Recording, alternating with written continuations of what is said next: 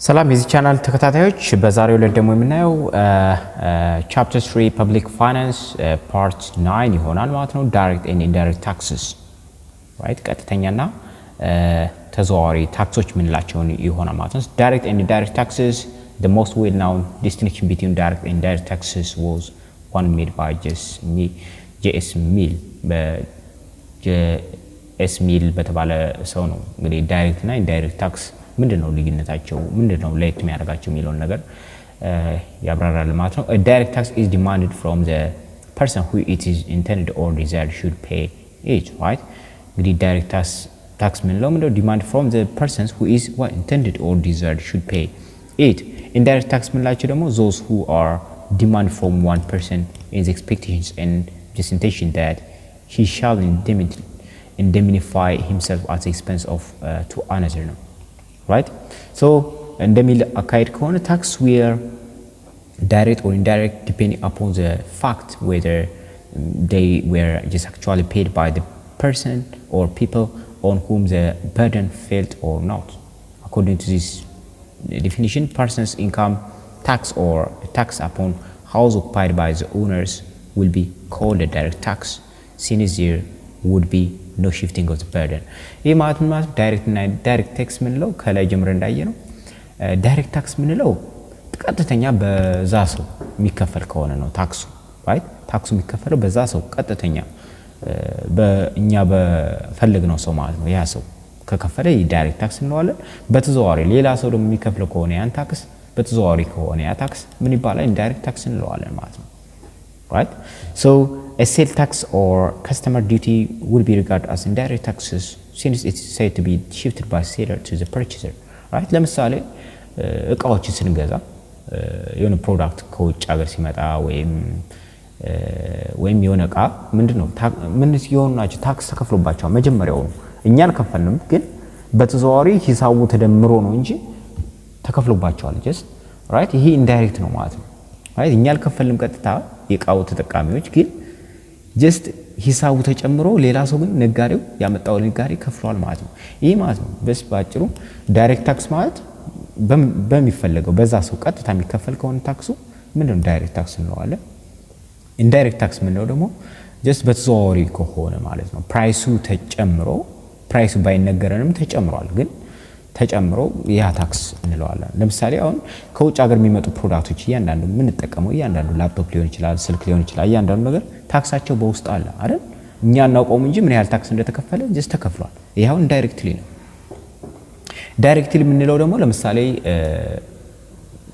ምን ማርበት ዩኒቨርሲቲ ለምሳሌ እየከፈልን ብንማር አሲብ እየከፈልን ብንማር ይሄ ዳይሬክትሊ ነው፣ እኛን የምንከፍለው አይደል? ይሄ ዳይሬክት ታክስ እንለዋለን። So detail ናቸው. In modern times, tax are classified into direct and indirect on the base of assessments rather than just at the point of assessment, right? So tax, for instance, can be or income received or expenditure incurred. Maybe ታክሶች ምንድነው ባገኘነው ገቢ መጠን ሊሆን ይችላል ወይም ባወጣነው ወጪ ዲፔንድ ሊሆን ይችላል, right? So those which are imposed on the receipt of income are called direct, while those who are imposed on the expenditure are regarded as indirect. ቀደም እንዳልኩት ምንድነው በገቢ መጣችን የሚመጣ ታክስ ከሆነ ይሄ ዳይሬክት ታክስ ነው አይደል? ዳይሬክት ነው ገቢ መጣናችን ስላለን በዛ ነው።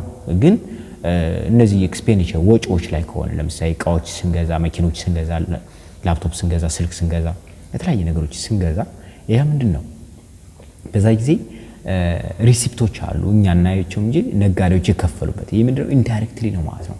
right? So expenditure ብዙ ጊዜ ምንድነው indirect ነው ማለት ነው። ኢንካም ደግሞ ዳይሬክት ታክስ አለው ማለት ነው። So on this basis, income tax, profit tax and capital gain tax are examples of direct tax. ለምሳሌ ኢንካም ታክስ ከኢንካማችን ከምናገኘው የገቢ መጠን ከምናገኘው የትርፍ መጠን ፕሮፊት ታክስ ምንለው፣ ከምናገኘው ካፒታል ጌን ከነዚህ የሚጣልብን ቀረጽ ምንድነው ወይም ግብር ዳይሬክት እንለዋለን። እነዚህ ደግሞ ኤክሳይዝ ታክስ፣ ከስተመር ዲዩቲ፣ ሴል ታክስ እነዚህ ለምሳሌ የተለያየ ቀረጦች ስንገዛ እቃዎችን ሴልስ ላይ እነዚህ አይነት ነገሮች ምንድናቸው ኢንዳይሬክትሊ ነው right? ስንገዛ ኢንዳይሬክትሊ ፕራይስ ከፍለናል፣ ታክስ ከፍለናል። እኛ ታክስ ኢንታነቱ ብሎ ባይነገረን እንኳን ማለት ነው።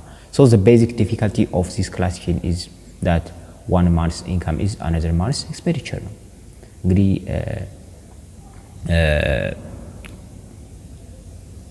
ይሄኛው ምንድነው የአንድ ሰው ኢንካም የአንድ ሰው ወጪ ይሆናል ማለት ነው አይደል በዚህ በታክስ ጊዜ ማለት ነው therefore a tax on the income of someone may also be regarded as a tax on another month's expenditure right ስለዚህ ይሄ ማለት ነው የአንድ ሰው ገቢ መጠን ለሌላ ሰው ምን ሊሆን ይችላል ማለት ነው እንደ ታክስ ሊቆጠር ይችላል right but as Professor Press has pointed out distinction between tax on income and tax on expenditure will hold good if we just consider only these households as different from the business houses እዚህ ጋር ቢዝነሶችና ሃውስሆልዶችን በተለያየ ሁኔታ ማየት አለብን የሚለው እነዚህ በደንብ ለመለየት ስለ ታክስ ኢንካም ታክስ ኦን ኢንካም እና ታክስ ኦን ኤክስፔንዲቸር ለመለየት ማለት ነው so from the point of view of households እንግዲህ ከቤቶች አንፃር ወይም ከግለሰቦች ስናየው ምንድነው tax on a person salary will be a tax on income right ለምሳሌ አንድ ሰው ሳላሪ ደሞዝ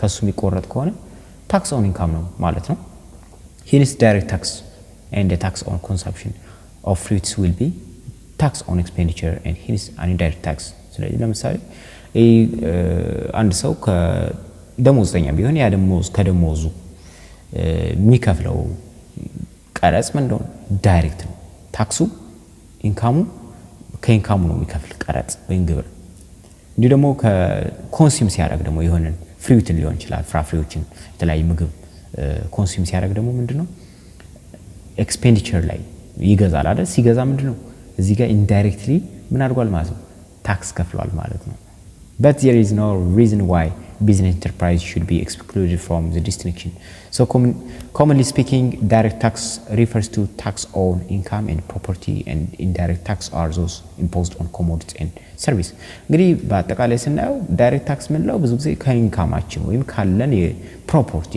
የሀብት ክምችት የሚጣልብን ነው indirect tax ምንላቸው ደግሞ እቃዎች ስንገዛ የተለያየ ምርትና አገልግሎቶች ስንጠቀም ምን ከፍለው ነው ማለት ነው አይታወቀንም just ታክስ ከፍለሃል አትባልም ላፕቶፕ ስትገዛ ወይም ኤክስትራ ሌላ ያስከፈል ነው እንጂ አንዳንድ ቦታ በህገ ወጥ መንገድ ለምሳሌ የላፕቶፕ ስትገዛ የሆነ ወጪ አለው ፊክስድ የተለያየ ሞዴሎች ፊክስድ የሆነ ካፒታል ወጪ ካለው በዛ ተከፍላለህ just ቀረጹ ከፍለሃል ማለት ነው right ቀረጽ ከፍለሃል ማለት ነው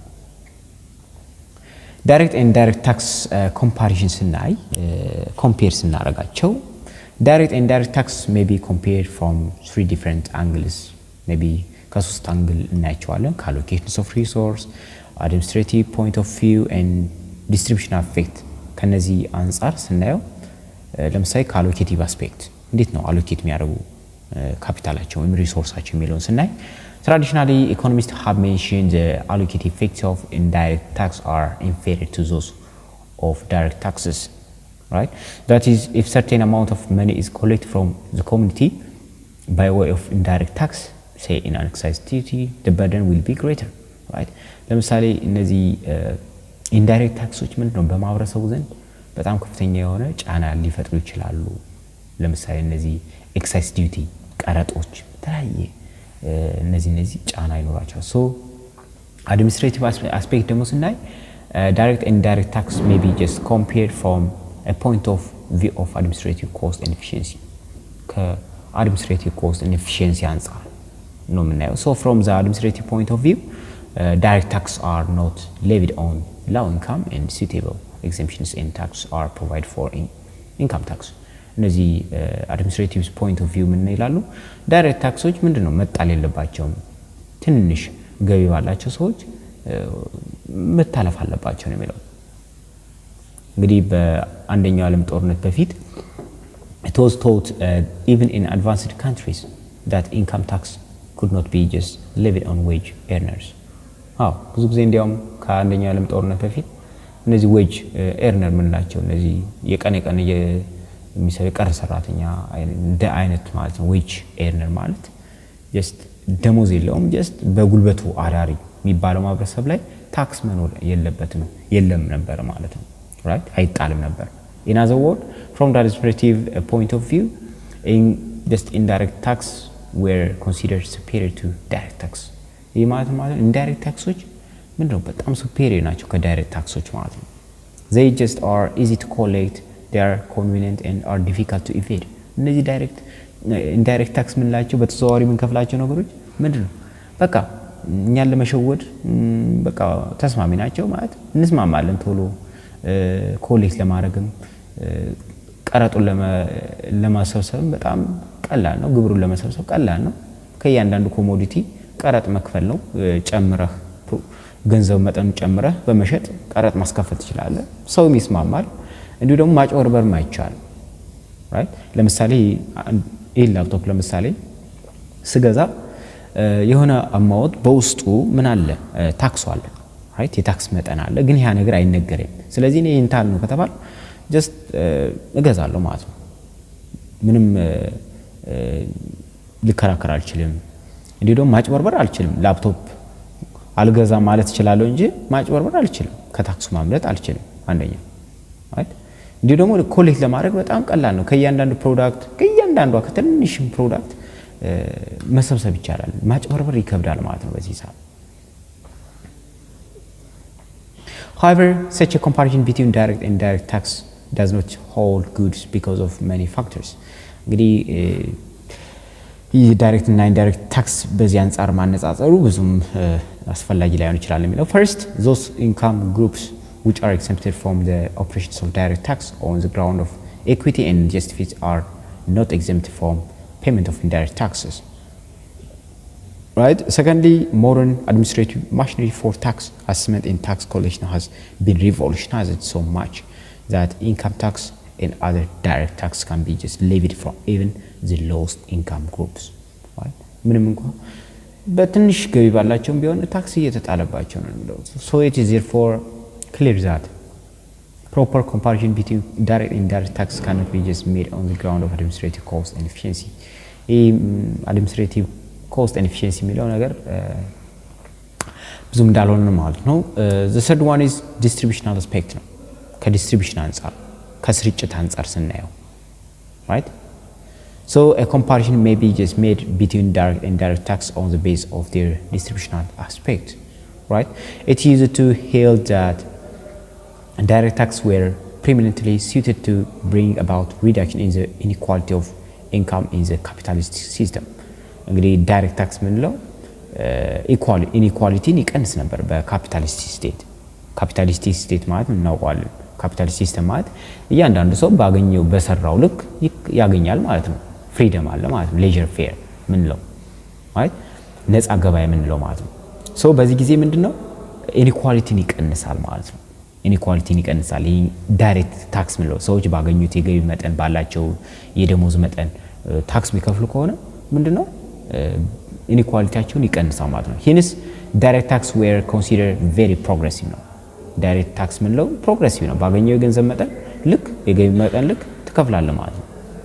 at the same time indirect tax fall on all incomes and therefore they have just been regarded as generally regressive ናቸው።